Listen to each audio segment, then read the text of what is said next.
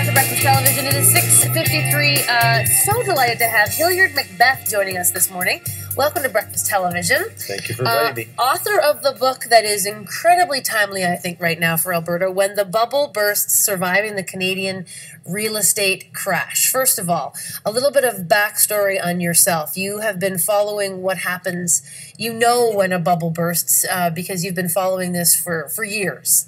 Yeah, I started in the investment business in 1978, and during that time there's been many bubbles and many bursts.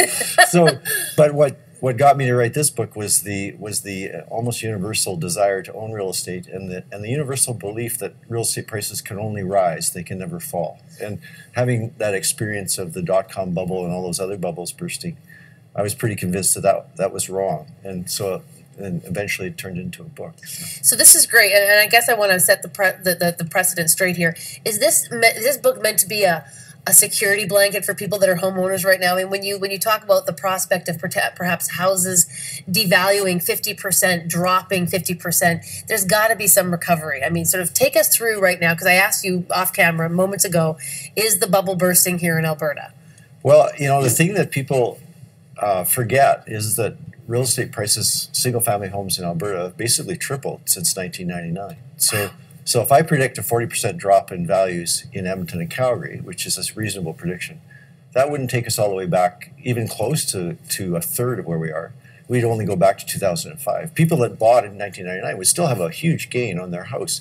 So the people that are really vulnerable are the people that have bought really recently with very large mortgages. And I hear more and more about people being offered mortgages of $500,000, $600,000, even $1 million. I just can't believe it, but I guess it must be true. It is true, and it is happening. And then, of course, the bank is trying to counter by lowering their rates. Is that providing a false sense of security, do you think? Well, or is it what they should be doing? Well, if you think about it, even if the rate of interest were zero, a couple 30 years old that had $600,000 in debt, that basically means both of them working full-time and putting most of their money to paying off that mortgage. Never mind the interest on the mortgage, just the principal over the next 30 years. And, you know, I've been working for 37 years in the investment industry, and I can't really think of that many couples that actually where both people have worked full-time for 30 years. That's very unusual. Yeah, and it's probably pretty exhausting, too. It is. You know, people like to take some time off. Sometimes they like to have children and have, you know, a family and have, you know, maybe travel for a year. I mean, it's a sentence to slavery to debt.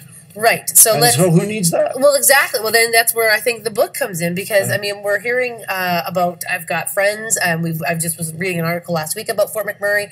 The housing market there has. I mean, when you look at sort of houses that have been bought, the percentage has dropped dramatically.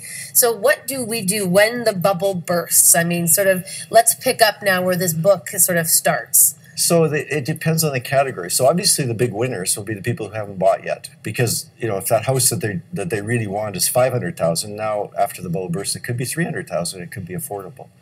The people that owned a long time ago and have experienced that tripling in prices, they don't really have to do anything. But the people that bought recently and have very large debt loads, they should probably sell and rent instead. And I know rent is this horrible stigma. Like somebody. Much younger than me told me, "Oh no, Hilliard, only losers rent," right? So I don't know. But there's a stigma, I think, to, like, you know, you've got to live somewhere. You might as well buy something. You might as well, you know, it's this thing that if you, and somebody else actually sat on this couch and said, keep buying, because then you're adding to the problem not happening. You're essentially, if you keep investing in sort of our economy, which is the housing economy, and by buying, you're making sure that the bubble isn't bursting. But you're saying take more power into your own hands and do what you need to do to survive this. Do what you need to do to survive personally. And in a lot of cases, like, the problem that I think a lot of people don't realize is this is like a 10-year, 15-year deal. This isn't a 1 or 2 year deal. So, you know, if you got a big mortgage and you got a house that's dropping in value, you'd be much better off just to get out of it rather than try and wait. Because people will say, "Oh, I'll wait till it comes back," but 10 or 15 years is a long, long time. And, it is. And if that house that's worth $600,000 today ends up being worth $400,000 5 years from now, and you're paying all that debt, it doesn't add up financially. Sounds like your best advice is to be honest with yourself. Yeah, truly. Add up the numbers, and don't do wishing and hoping. Do a reality check. reality check. This is the reality check that we all need. Hilliard Macbeth, thank you so much. When the Bubble Burst, Surviving the Canadian Real Estate Crash is a book it sounds like we all need to read. It's a pleasure to talk to you. Thank you so much for coming by. And the book, of course, is available now, so everybody should get it. Information on where to get it is on our website. Thank you so much for coming in. Thank you.